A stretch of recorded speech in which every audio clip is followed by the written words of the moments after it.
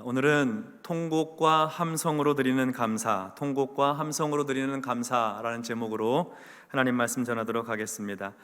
오늘은 7월의 첫 번째 주일입니다. 지난 상반기에 베풀어 주신 하나님의 은혜를 기억하면서 감사하는 맥추 감사 주일로 지킵니다. 유대인들에게 맥추절 절기는 보리 추수를 시작하면서 지키는 감사절기였습니다. 그래서 맥추절을 가리켜서 오순절이라고도 하기도 하고 칠칠절이라고도 합니다. 그 해의 첫 번째 결실을 가지고 하나님 앞에 예배드리기 때문에 초실절이라고도 했습니다. 출애굽기 23장 16절에 보면 맥추절을 지키라, 하나님께서 맥추절을 지키라고 명령하셨어요. 이는 내가 수고하여 밭에 뿌린 것에 첫 열매를 거둠이니라. 우리는 이 절기를 성령 강림절 기간을 지나면서 부활의 첫 열매가 되시는 예수 그리스도의 영으로, 성령으로 충만하기를 사모하면서 보냅니다. 또한 지난 6개월 동안 지켜주신 하나님의 은혜에 감사하면서 지킵니다. 오늘 예배를 드리는 동안 그리스도의 영으로, 성령으로 충만하게 해주시고 예배하는 동안에 감사의 영으로 넘치게 부어주시기를 주의 이름으로 기원합니다. 여호수아가 이스라엘 백성들과 함께 가나안 땅에 들어갔습니다. 정복 전쟁을 했습니다. 땅을 얻었습니다. 그리고 지파마다, 가족들마다 땅을 다 분배해 주었습니다. 감사하고 감격해서 그 땅을 일구면서 살았습니다. 하나님께서 주신 땅이니까 그곳에서 지내면서 날마다 하나님을 찬양하고 예배하고 감사하면 얼마나 좋아요.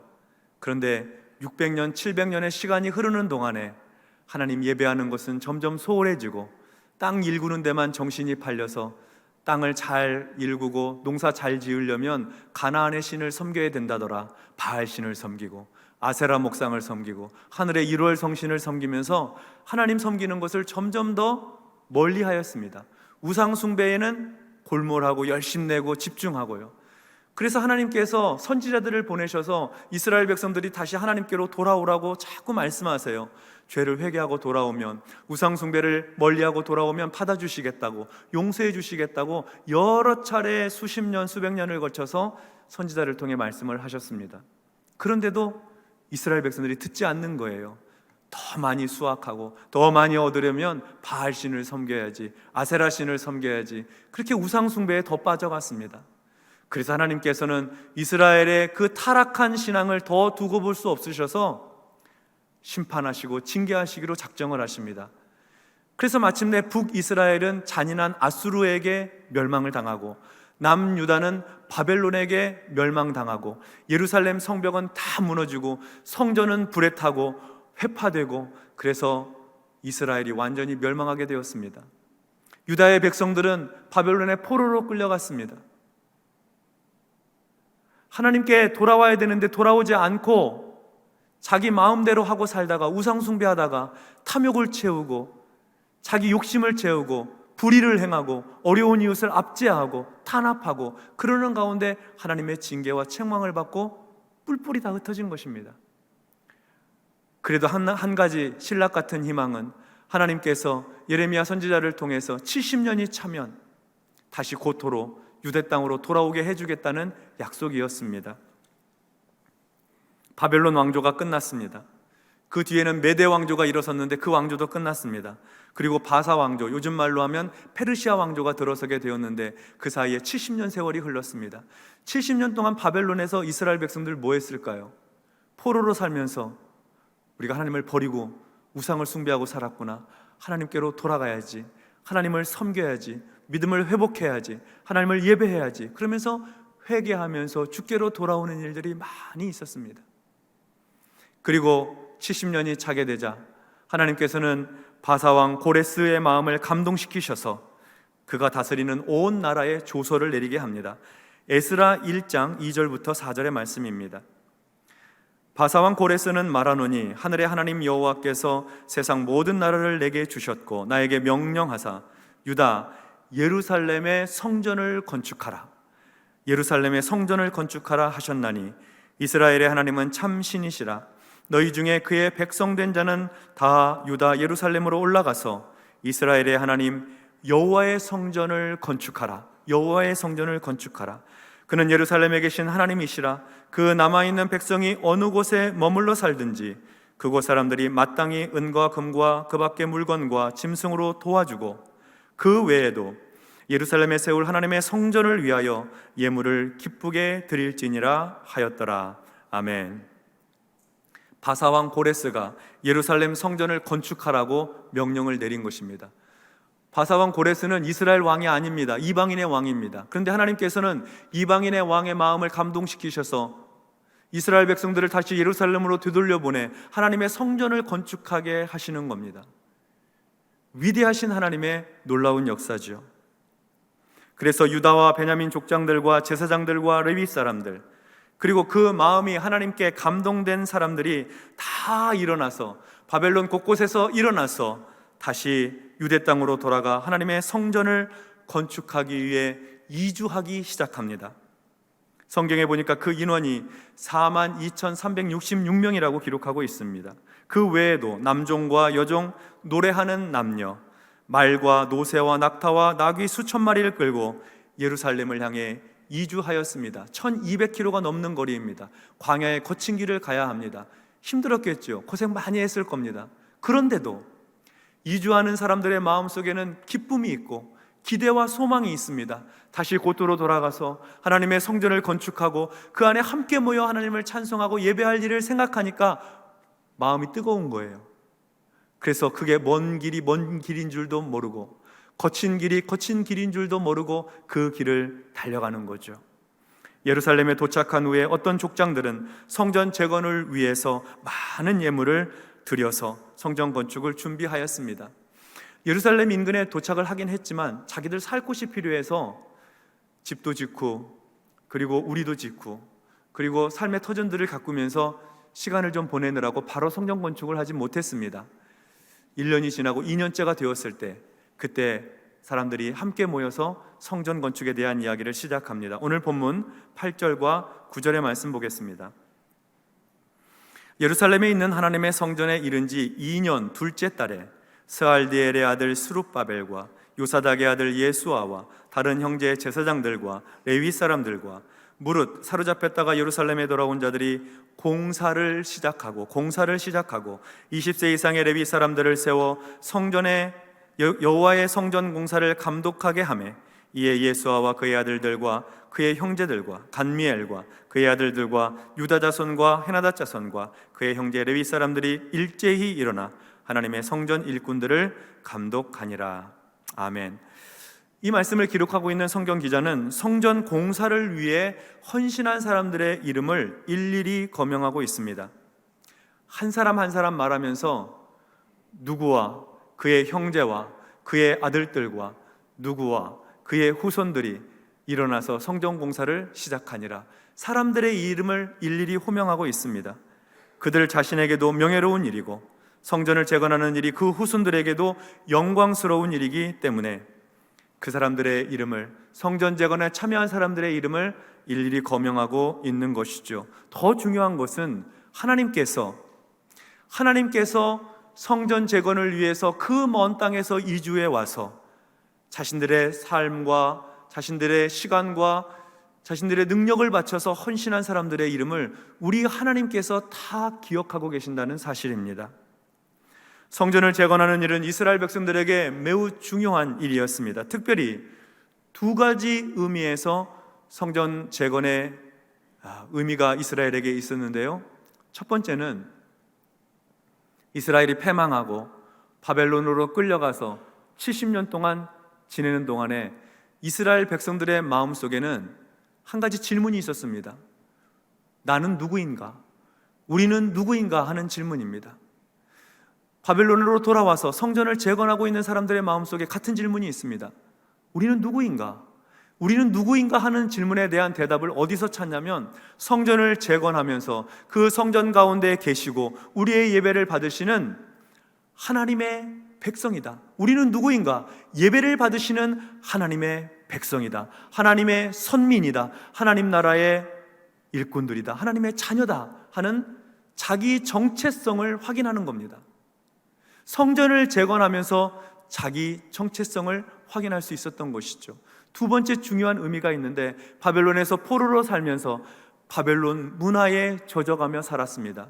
그들 중에는 바벨론의 우상을 섬기는 사람도 있었고, 바벨론 유행을 따라 살아나고 마음속에 죄악을 담고 죄악의 찌꺼기들을 안고 살아온 사람들이 있었습니다. 어떻게 이 믿음을 회복할 수 있을까? 그들의 두 번째 질문입니다. 어떻게 하나님께로 돌아갈 수 있을까? 어떻게 신앙을 다시 회복할 수 있을까? 하는 이 질문에 대하여 그들은 성전을 건축하면서, 이곳에서 예배하면서, 하나님께 제사하면서, 이 성전에서 함께 모여 예배하며 우리의 믿음을 회복한다, 나의 신앙을 회복한다 하는 대답을 성전 재건을 통해 얻게 된 것이죠. 그러니까 이스라엘 백성들에게 있어서 성전 재건의 의미는, 우리는 누구인가? 우리는 하나님의 선민 이스라엘, 하나님의 백성들이다 하는 자기 정체성을 확인하고, 우리가 어떻게 신앙을 회복할 수 있을까? 어떻게 믿음을 회복할 수 있을까? 재건되는 성전에서 함께 모여 하나님을 예배하고 찬송하면서 우리의 믿음을 회복하고 죄악의 더러운 찌꺼기들을 버린다 하는 대답을 얻었던 것입니다. 이렇게 중차대한 일이, 성전 건축 중차대한 일이 시작이 된 것입니다. 드디어 무너지고 불타고 회파된 예루살렘 성전의 기초를 다시 놓게 된 것이죠. 성전의 기초를 다시 놓게 된 일, 가슴 떨리는 일입니다. 10절의 말씀을 보도록 하겠습니다. 건축자가 여호와의 성전의 기초를 놓을 때에 제사장들은 예복을 입고 나팔을 들고, 아삽 자손 레위 사람들은 제금을 들고 서서 이스라엘 왕 다윗의 규례대로 여호와를 찬송하되. 그들이 예루살렘 성전으로 되돌아왔더니 성전이 다 불에 타고 다 무너져 내렸고, 성전 터가 있긴 한데 돌들이 다 불에 그을려져서 여기저기 다 흩어져 있고 깨져 있고 수풀이 자라 있고, 그곳에서 성전 재건을, 성전의 기초 공사를 다시 시작하는 것입니다. 불탄 돌들을 다 걷어내고, 그리고 그 터전을 튼튼하게 흙을 다지고 새 돌을 갖다가 성전 기초 공사하는데 다 깔고, 빈틈이 없이 작은 돌들까지도 다 깔아서 튼튼하게 기초를 닦아서 이 위에 기둥을 세우고 지붕을 얹어서 성전을 세울 때에도 조금도 흔들리거나 조금도 부족함이 없도록 기초 공사를 아주 튼튼하게 하였습니다. 성전 건축을 위한 기초 공사를 하고 있을 때 이스라엘 백성들이 다 모여서, 함께 돌아온 사람들이 모여서 그 성전 터전 주변에 둘러서 있습니다. 둘러서서 기초 공사되고 있는 일을 보고 있습니다. 주목해서 보고 있습니다. 얼마나 감격스러웠을까요? 제사장들은 예복을 입고 나팔을 들었습니다. 제사장들이 그날 아침 성전 기초 공사를 마칠 때 즈음에 집에서 예복을 입고 기초 공사하는데 나오는 거예요. 얼마 만에 입어보는 예복인지, 제사장 예복을 입으면서 제사장들의 마음속에 감동이 있습니다. 나팔을 손진해서 성전에 가지고 나오는데 기쁨이 충만합니다. 아삽 자손 레위 사람들은 제금을 준비하였습니다. 찬양할 때 사용하려고 심벌주를 준비하였습니다. 제금을 들고 서서 하나님을 찬양할 준비를 마쳤습니다. 그리고 이제 하나님을 뜨겁게 사랑했던 다윗의 규례를 따라서 예배 찬송을 부르기 시작합니다. 나팔과 제금이 연주되고 이스라엘 백성들은 하나님을 찬송하기 시작합니다. 그동안 바벨론 땅에서는 이 찬송을 마음껏 못 불렀어요. 숨죽여 불렀어요. 몇몇 사람들이 모여서 조용조용 불렀습니다. 부모님으로부터 이 찬송을 배웠어요. 하나님을 찬송하는 노래는 이런 찬송이 있단다. 부모님으로부터 배운 찬송을 어린 자녀들이 성전터 주변에 모여서 같이 부르는 거예요.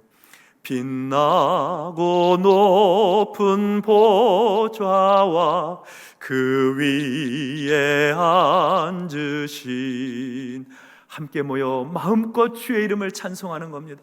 소리 높여 하나님의 이름을 찬양해요. 더 이상 숨죽여 부를 필요가 없습니다. 더 이상 목소리 작게 부를 필요가 없어요. 성전터 기초가 튼튼하게 다져지는 것을 보니 마음에 감동이 일어나서 온 백성들이 하나님을 찬양하기 시작하는 것입니다. 어떻게 찬송했을까요? 11절 말씀입니다. 찬양으로 화답하여 여호와께 감사하여 이르되 주는 지극히 선하심으로, 주는 선하심으로 그의 인자하심이 이스라엘에게 영원하다. 하나님의 인자하심이 이스라엘에게 영원하시도다 하니 모든 백성이 여호와의 성전 기초가 놓임을 보고 여호와를 찬송하며 큰 소리로 즐거이 부르며. 제사장과 레위 사람들의 인도하는 찬송에 대해 이스라엘 백성들이 화답하며 찬양하였습니다. 이스라엘에게 유명한 찬송이죠. 여호와께 감사하라. 그는 선하시며 그 인자하심이 영원함이로다.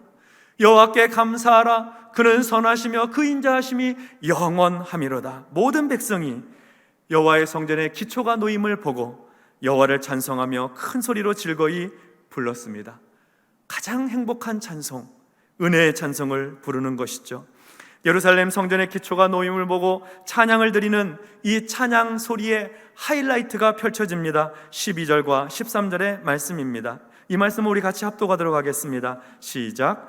제사장들과 레위 사람들과 나이 많은 족장들은 첫 성전을 보았으므로 이제 이 성전의 기초가 놓임을 보고 대성통곡하였으나 여러 사람은 기쁨으로 크게 함성을 지르니 백성이 크게 외치는 소리가 멀리 들리므로 즐거이 부르는 소리와 통곡하는 소리를 백성들이 분간하지 못하였더라. 아멘. 바벨론 포로에서 돌아온 사람들 가운데에는 연세가 많으신 어른들이 있었습니다. 연세 많은 이스라엘 자손, 연세 많은 레위인 가운데는 예전에 솔로몬이 하나님의 은혜로 지었던 솔로몬 성전을 보았고, 어렸을 때 그 성전에 가서 부모님과 함께 예배드렸고, 그 성전에서 하나님을 찬송하고 경배하였던 추억을 다 가지고 있었습니다.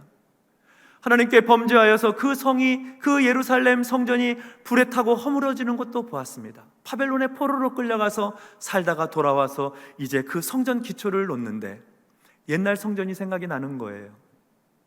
엄마 아빠 손잡고 가서 찬송 부르고 예배했던 그 기억이 떠오르는 거예요. 그래서 다시 이 성전 기초가 다시 놓여지고 이 성전에서 함께 앞으로 예배드릴 일을 생각하니 이 노인들의 마음 가운데 감동이 있는 거죠. 첫 성전이 어떤 성전인지 알았기 때문에 감동하는 거예요. 감격하는 거예요. 그리고 눈물을 흘리는 거죠. 그 눈물이 변하여서 통곡이 되고 대성통곡을 하면서 하나님을 찬송하게 되었습니다.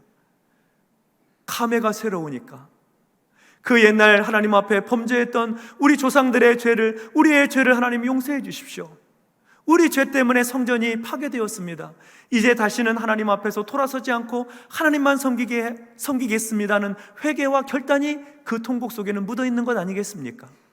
하나님을 찬송하며 통곡하며 하나님께 찬양하였습니다. 이스라엘로 다시 돌아온 백성들 가운데는 젊은이들도 많이 있었습니다. 그들은 성전 기초를 놓고 나서 하나님 앞에 찬송할 때 함성을 외치며 찬송했습니다.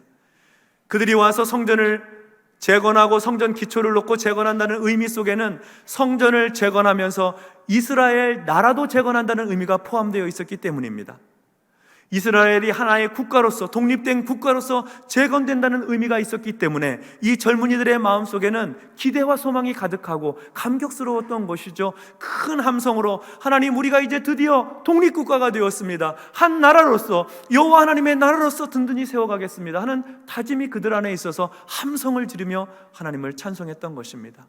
한쪽에서는 통곡하고 울면서 하나님을 찬송하고, 한쪽에서는 함성을 통해서 하나님을 찬송하고, 저 멀리서 들으면 이 통곡 소리와 이 함성 소리가 섞여서 이게 지금 통곡하는 울음소리인지 함성소리인지 구별이 안 될 정도로 그렇게 함께 하나님을 찬양하였다는 것입니다.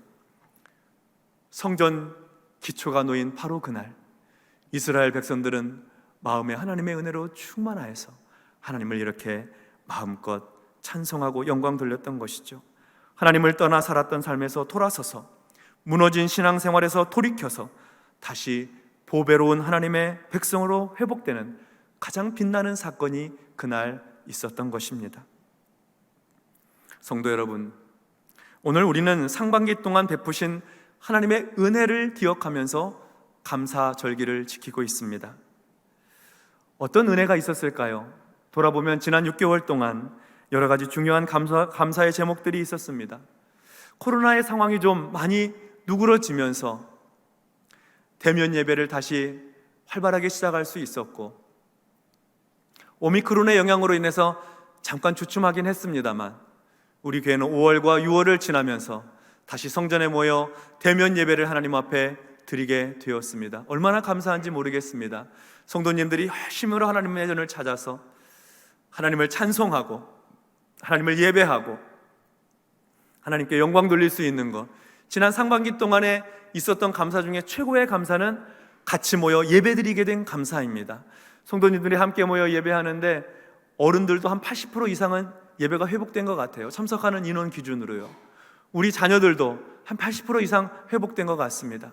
같이 모여 예배 드릴 뿐만 아니라, 그리고 위원회 모임도 활발해지고, 전도하기 위해서 모이고 기도하기 위해 모이고, 목장 모임도 활발해지고, 여러 발음 아카데미와 소그룹 모임들, 여러 모임들이 왕성하게 이루어지고 있어서 지금 코로나 시기를 우리가 지나왔는지 생각하기에 무색할 만큼 신앙적으로 영적으로 거의 궤도에 다 올라왔습니다. 하나님의 크신 은혜죠. 뿐만 아니라 지난 5월 달에는 우리 바름교회에서 27년 동안의 성역을 하나님의 은혜 가운데 잘 마치시고 우리 목사님, 원로 목사님으로 추대하는 예식, 은혜 가운데 성황리에 하나님의 축복 가운데 잘 진행이 되었습니다. 하나님의 은혜고 축복이죠. 뿐만 아니라 우리 목사님께서 잘 준비해 주시고 여러 성도님께서 기도하고 준비하고 협력해 주셔서 27년 만에 담임 목사가 교체가 됐는데도 불구하고, 담임 목사가 바뀌었는데도 불구하고 우리 교회는 흔들림이 없습니다. 조금도 흔들림이 없이 믿음으로 전진하고 신앙으로 전진하고 오히려 더 영적으로 왕성해지고 있으니 감사하고 감사할 일이죠. 감사할 일입니다. 하나님께서 우리 교회 안에 베풀어 주신 지난 6개월 동안의 은혜를 생각해 보면 통곡과 함성으로 하나님 앞에 올려드릴 감사가 넘쳐나게 되는 것이죠.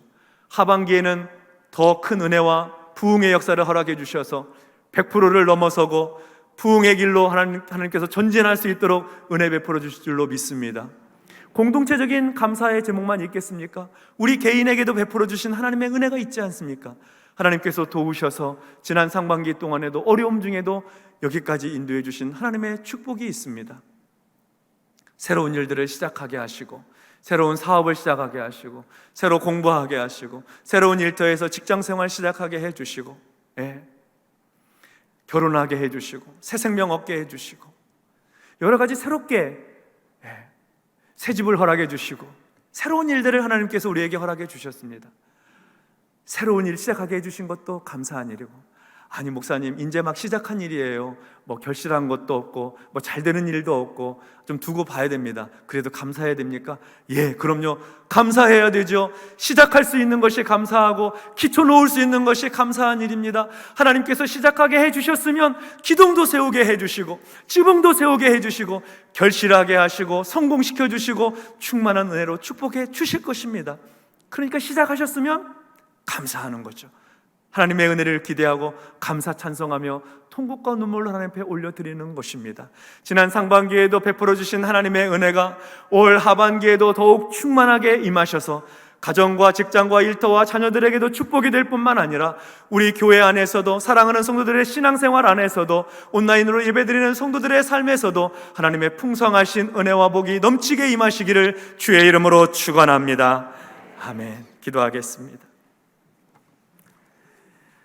하나님 아버지 감사합니다. 어려운 중에도 새로운 일들을 시작하게 하시고 코로나 포로에서 되돌아와서 하나님께 예배하는 일들을 다시 재개하게 해주셔서 이제는 마음껏 하나님을 찬송하고 예배하고 성도의 교제를 나누고 하나님의 선교를 위해 꿈꾸고 기도하며 달려갈 수 있게 해주시니 감사합니다. 하나님 앞에 드리는 감사의 고백, 눈물과 함성으로 드리는 이 고백을 축복하여 주셔서 올 하반기에도 변함없으신 하나님의 은혜와 복이 가정에, 개인의 삶에 넘치도록 임하여 주시어서 하나님 어려운 시간들을 딛고 일어서서 전진해 나갈 때에 풍성하신 주의 은혜가 충만히 임할 수 있도록 역사하여 주옵소서. 예수님의 이름으로 기도하옵나이다. 아멘.